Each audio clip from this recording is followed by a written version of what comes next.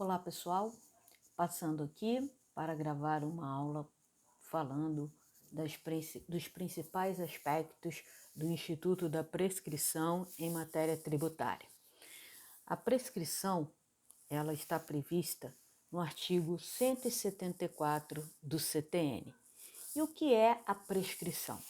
A prescrição é a perda do direito do fisco de se socorrer ao Poder Judiciário para ver garantido o seu direito de recebimento de um crédito tributário não pago espontaneamente pelo contribuinte.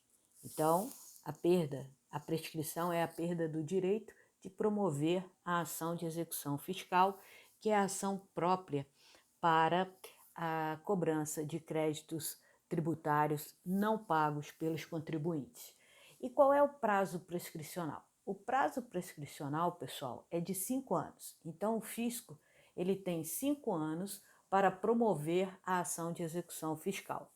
E como a ação de execução fiscal ela depende de um documento, de uma certidão chamada CDA, Certidão de Dívida Ativa, é consenso de que o fisco tem 5 anos para inscrever o contribuinte em dívida ativa, tirar a CDA, que é automática, a partir do momento em que ele escreve o contribuinte em dívida ativa, ele já emite a certidão de dívida ativa, que é o documento justamente que serve para certificar o fato de uma pessoa estar inscrita naquele cadastro de dívida ativa, naquele cadastro que contém pessoas que têm débito com o ente político, seja o município, seja o estado, seja a União, seja o DF. Então é para isso que serve, né, a dívida ativa. A partir desse momento, né, que ele emitiu a CDA, ele vai então, de posse desse documento, mover a execução fiscal. Por que eu estou dizendo que o fisco ele tem 5 anos para inscrever em dívida ativa e promover a execução fiscal? Porque já houve época em que o STJ adotava a tese de que o fisco teria, a partir da constituição definitiva do crédito tributário, né, a partir do momento em que o crédito tributário venceu e não foi pago, o contribuinte, o fisco, ele teria, a partir desse momento, 5 anos para inscrever em dívida ativa, e uma vez inscrito em dívida ativa, ele teria, a partir do momento da inscrição, mais 5 anos para promover a execução fiscal, o que daria ao fisco, portanto, um prazo de 10 anos para mover uma ação de execução fiscal.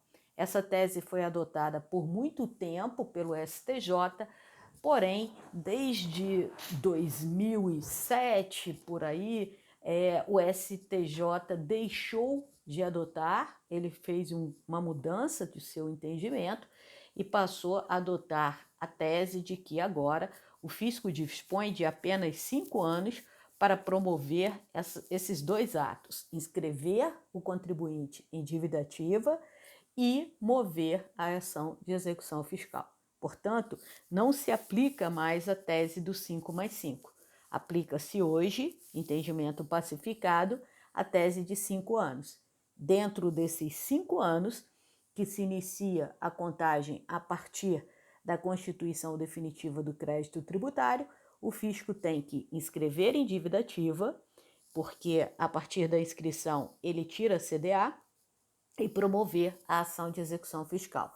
Lembrando que a CDA é um título executivo extrajudicial, então é um título executivo, né, emitido por um órgão que não é o Poder Judiciário, e ele tem presunção relativa de veracidade, ou seja, presume-se que aquela dívida ali é verdadeira, porém é uma presunção relativa, considerando que admite, né, o ataque, que admite a resistência por parte do contribuinte, né, resistência essa que será praticada por meio de embargos à execução, de EPE, de exceção à pré-executividade, onde ele vai tentar demonstrar uma causa, né, uma condição extintiva ou modificativa do direito do fisco de pleitear aquele crédito tributário objeto da execução fiscal, tá bem? Então, pessoal, é importante dizer também que a prescrição, pessoal, ela é o quê? Ela é uma matéria que exige lei complementar. Também é importante a gente dizer isso, que a prescrição é uma matéria que exige lei complementar.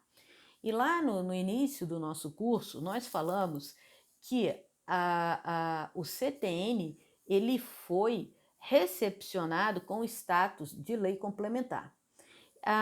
Na verdade, a prescrição, eu diria de forma mais acertada, de que ela exige lei complementar porque ela é matéria que está dentro das disposições gerais de direito tributário. Ela faz parte das disposições gerais de direito tributário que, por força do artigo 146, inciso 3º da CF, devem estar entabuladas numa lei complementar, razão pela qual o nosso CTN, a nossa Lei 5.172 de 66, foi recepcionada pela Constituição Federal de 88 com o status de lei complementar. Dito isso, nós devemos ter em mente, não podemos perder a noção de que a matéria prescrição é uma matéria, então, que pertence, que está dentro das disposições gerais de direito tributário que são dadas, né, pelo CTN. Então, pessoal, somente o CTN pode tratar do tema prescrição tributária. Não há nenhuma outra lei que trate de prescrição tributária. Então, o único artigo que nós temos falando de prescrição tributária é o artigo 174 do CTN. Nós temos a Lei 8.112, que é a lei dos benefícios previdenciários, né? A Lei 8.112, 8.212 de 91, pessoal, que é a lei que trata dos benefícios previdenciários, e ela lá tratava, deixa eu até ver aqui certinho, ela tratava, pessoal, do tema de prescrição tributária, né? Tratava do tema, tentando atribuir um prazo diferenciado para as contribuições sociais, e o STF já se posicionou no sentido de ser inconstitucional essa lei. Por quê? Porque essa lei não trata de disposições gerais de direito tributário, além de não ser uma lei ordinária. Eu não me lembro aqui qual é o artigo exato da Lei 8.212 que fala da prescrição, tá certo, pessoal? Que fala da prescrição no que tange às contribuições sociais, mas isso aí não tem importância. O importante é que a gente se lembre de que somente o CTN, tá certo, é quem pode tratar de prescrição. E o CTN o faz através do artigo 174. Bom, pessoal, a constituição definitiva do crédito tributário, ela deve ser entendida de duas maneiras. Quando o contribuinte ele faz o lançamento, então aquele lançamento por homologação que nós falamos, né, no momento em que ele declara que deve um tributo, o reconhecimento da sua dívida, ele é incontroverso. Ora, se o próprio contribuinte está declarando que deve, não é, minimamente lógico que em momento ulterior ele diga que não deve aquilo que ele mesmo declarou, aquilo que ele próprio reconheceu como sendo uma dívida tributária. Então, quando ele faz a declaração, o fisco, né, o STJ entende que o fisco não precisa nem mesmo proceder a nenhum outro ato administrativo para que seja reconhecida aquela dívida. Basta a própria declaração, o próprio lançamento por homologação, né? O fisco pode, em momento posterior, questionar se aquele valor está pago, mas se aquele valor é correto ou não. Mas aquele valor já declarado pelo contribuinte, aquele valor se torna incontroverso, né? Não há que se discutir sobre se é ser devido ou não, considerando que o próprio contribuinte declarou dever aquele valor, ok? Agora, quando a gente fala da constituição definitiva, é importante que a gente diga que o contribuinte ele tem um prazo para pagar o tributo. Então, quando ele faz o lançamento por homologação, na grande parte, né, dos casos, ele já efetuou o que a gente chama de pagamento antecipado. Quando ele declara, ele já pagou. Isso acontece com o ICMS, com o ISS. Entretanto, pode ser que, quando ele faz a declaração, o tributo ainda não tenha vencido. Imposto de renda, por exemplo, quando tem imposto a pagar, nem sempre no momento em que você faz a transmissão da sua declaração, portanto, você estaria fazendo o lançamento por homologação, o tributo já está vencido, tá? Então, para fins de constituição definitiva do crédito tributário, a gente deve entender aquele momento em que o crédito se torna exigível, a partir do momento em que o fisco pode cobrar. E quando é que o fisco pode cobrar? O fisco pode cobrar no vencimento, né? Então, quando venceu e o contribuinte não pagou espontaneamente, o fisco pode cobrar judicialmente. Então, a partir do vencimento, né, a partir do momento em que venceu e o contribuinte não pagou, a partir desse momento o crédito pode ser exigido judicialmente. Então, a partir desse momento, seria iniciado, melhor dizendo, a contagem do prazo prescricional, que é de 5 anos, volto a dizer, para que o fisco inscreva o contribuinte em dívida ativa e distribua a sua ação de execução fiscal. Pessoal, é importante também dizer que nós temos, né, hipóteses no CTN de interrupção do prazo prescricional e de suspensão do prazo prescricional. Preliminarmente, cabe lembrar aqui que a interrupção faz com que seja zerada a contagem e retorne desde o início. Então, você já pode ter havido o transcurso de 4 anos do prazo prescricional. Havendo uma causa de interrupção, zera-se esse prazo de 4 anos e volta a contagem, né, a partir do zero. Então, na verdade, a fazenda ganhou aqueles 4 anos e ganhará mais 5, considerando o retorno do prazo. O prazo volta todinho. E a suspensão, não. A suspensão, nós temos o quê? Nós temos uma causa que impede o prosseguimento da contagem do prazo. Entretanto, quando essa causa se acaba, quando o prazo volta a correr, ele volta a correr do momento que ele parou para frente. Então, se no exemplo anterior que eu dei, 4 anos se passaram, já do prazo prescricional, e ocorre uma suspensão do prazo prescricional. O que vai acontecer? O prazo será suspenso e, quando ele voltar a correr, voltará já computando os 4 anos, portanto, daí a mais um ano, terá se operado em definitivo a prescrição. O CTN traz quais são as hipóteses de interrupção do prazo prescricional, que são elas, né? Estão elas todas listadas aqui no artigo 174, no parágrafo único. O despacho do juiz que ordenar a citação em execução fiscal, então tem essa questão, né? Ordenou, interrompe o prazo de prescrição. Ora, Rosalie, mas por que o despacho do juiz interrompe o prazo de prescrição se já foi montado a ação, né? Se já foi até distribuída a ação, e você disse que é prescrição, e eu também sei isso, que a prescrição interrompe, a prescrição impede a propositura, né? Retira do fisco o direito de se socorrer ao Estado, ao Poder Judiciário, para ver satisfeito o seu crédito tributário. Por que, então, depois que ele propõe a ação, qual é o sentido de haver uma interrupção do prazo prescricional se ele já propôs a ação? Ora, é que pode haver algum vício naquela ação, pessoal. Por exemplo, a fazenda não estar com os documentos necessários, a fazenda não estar devidamente representada naquela ação, e aí, se não interrompesse o prazo e o juiz demorasse a despachar, poderia haver a prescrição de forma que não seria possível a propositura de uma nova ação.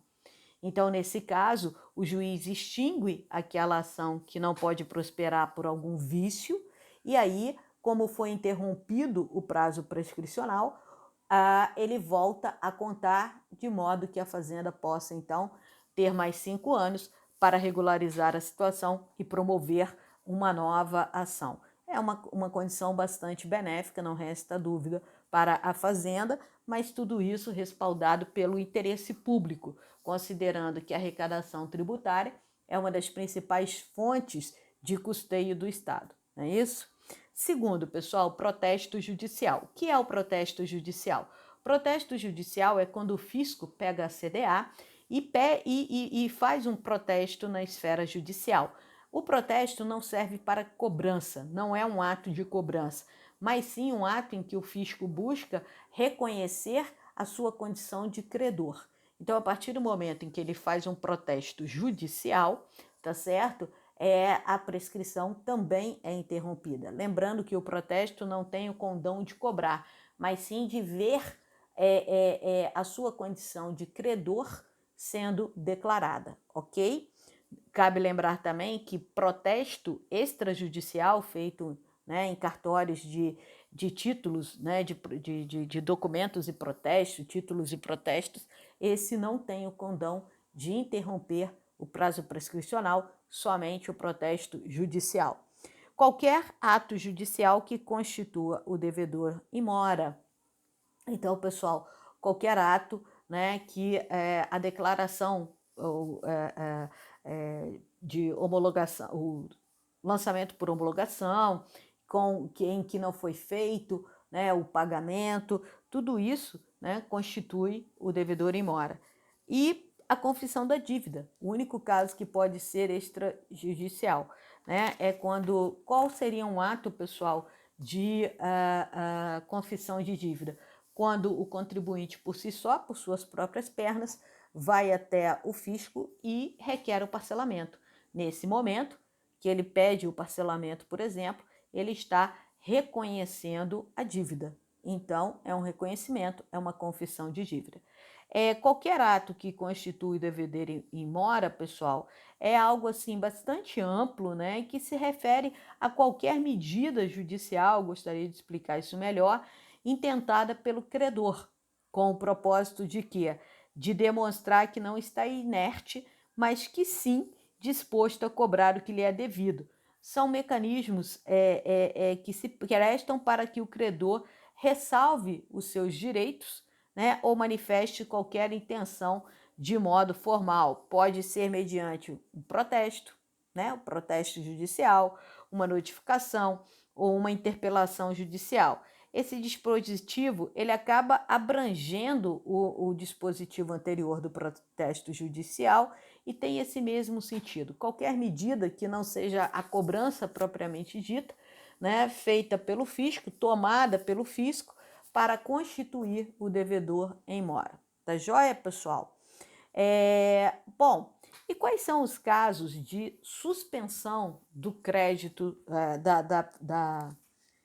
a suspensão da prescrição, né? Suspensão da prescrição.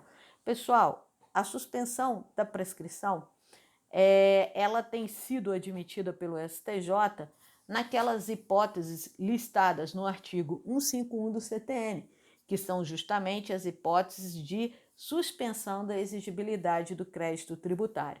E por que elas suspendem a prescrição? Ora, se a suspensão da exigibilidade, quer dizer que a Fazenda não pode cobrar aquele crédito tributário porque há uma determinada condição suspensiva, que justamente a impede de cobrar. Se ela não pode cobrar, por certo, ela não pode promover uma execução fiscal, porque é uma condição suspensiva, uma condição que temporariamente retira a exigibilidade do crédito tributário, ou seja, uma condição temporária que retira da Fazenda o direito de cobrar. Se ela não pode cobrar, porque há uma condição suspensiva, por certo que o prazo para que ela volte a ter o direito de cobrar, o prazo para que ela volte a ter o direito de mover uma ação de execução fiscal tem que ficar suspenso também, porque senão ela estaria impedida de cobrar e seu prazo para a propositura da ação de execução fiscal estaria correndo, o que nos levaria, nos remeteria a uma situação ilógica. Se eu não posso cobrar, o meu prazo para cobrança está correndo, então isso colocaria a Fazenda, né, numa situação de desvantagem. Então, todas aquelas modalidades de suspensão da exigibilidade do crédito tributário listadas no artigo 151 do CTN são condições que, segundo o entendimento do STJ, suspendem a exigibilidade do crédito tributário. Processo administrativo fiscal, o PAF, pessoal, que é regulamentado pelo decreto 70.235, o depósito do montante integral para uma possível discussão judicial, a medida liminar em mandado de segurança, a medida liminar em qualquer tutela antecipada, a moratória gozada com má-fé, né?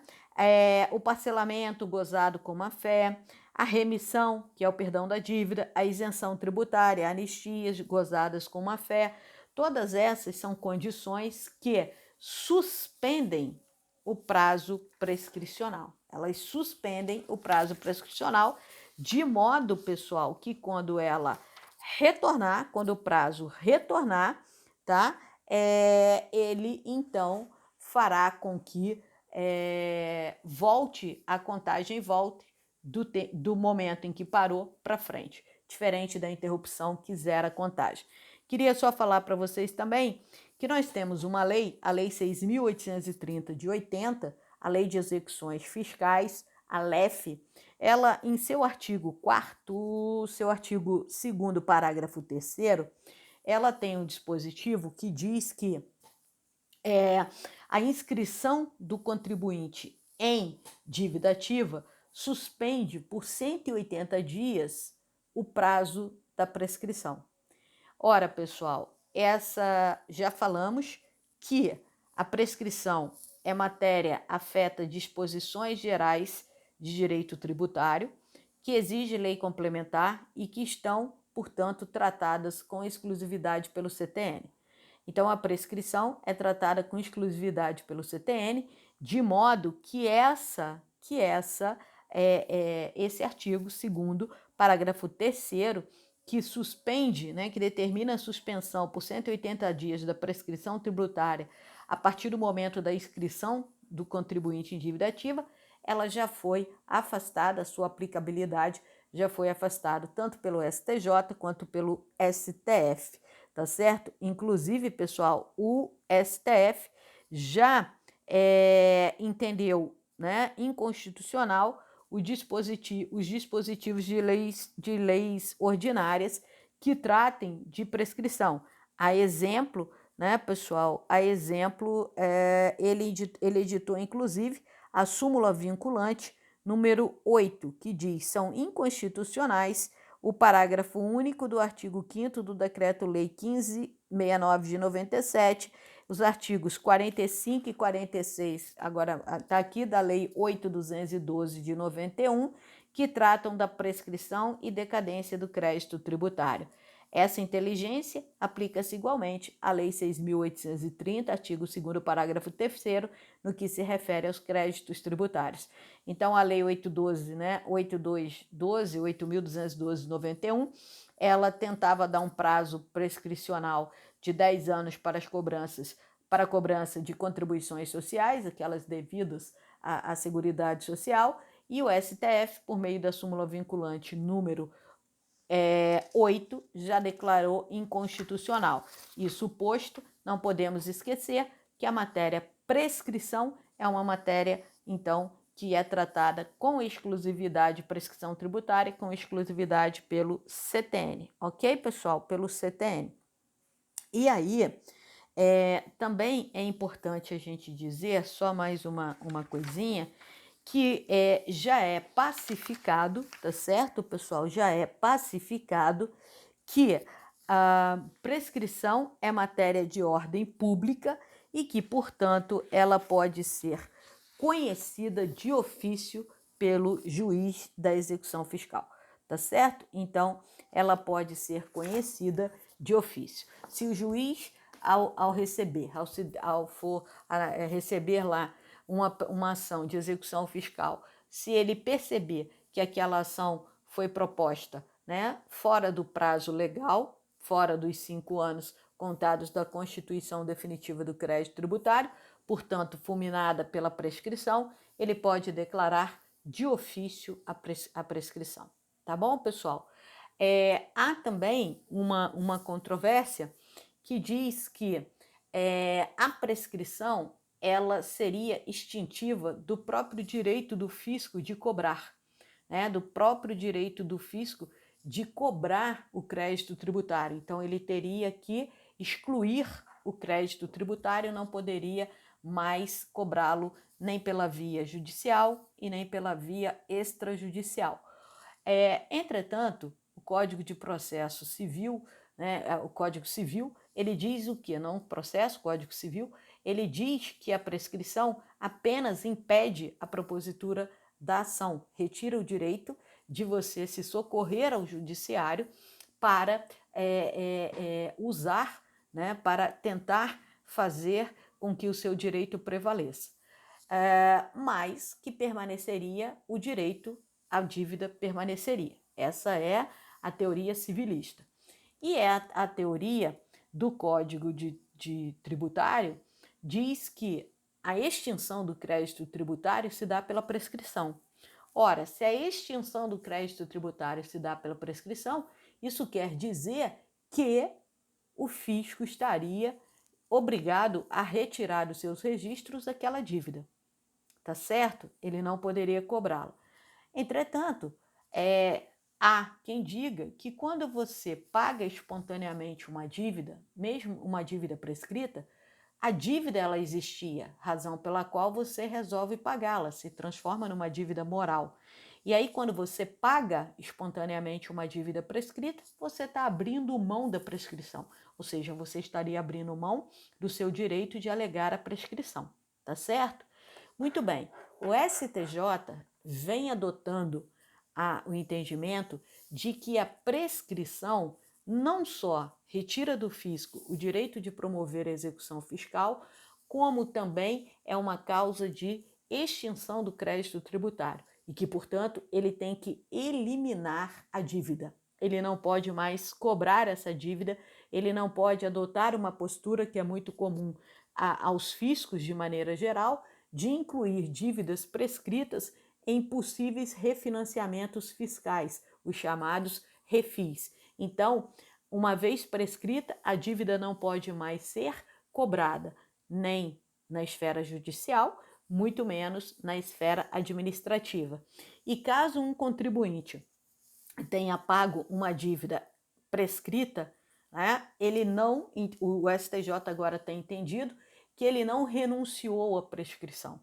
Mas, e como ele não renunciou à prescrição, caberá o direito de restituição pela dívida paga, a dívida prescrita paga indevidamente pelo contribuinte. Então, esse tem sido o entendimento atual do STJ, de que a prescrição impede, né, extingue mesmo a obrigação tributária, o crédito tributário, ou seja, o contribuinte não mais pagará aquela dívida e caso pague uma dívida prescrita, ele poderá solicitar a restituição do valor pago. Ok, pessoal? Então, o STJ afastando a teoria civilista de que a prescrição apenas afetaria o direito processual, mantendo-se o direito ao recebimento daquela dívida pela via extrajudicial. O STJ entende que, acontecendo a prescrição, até por força do artigo 150 e 6 do CTN, que fala da extinção do crédito tributário.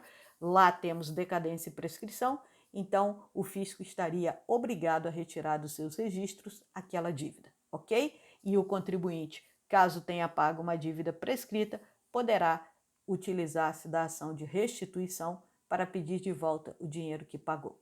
Sobre prescrição era isso, agradeço muito e espero vocês aí no nosso próximo encontro. Um beijo e até a próxima.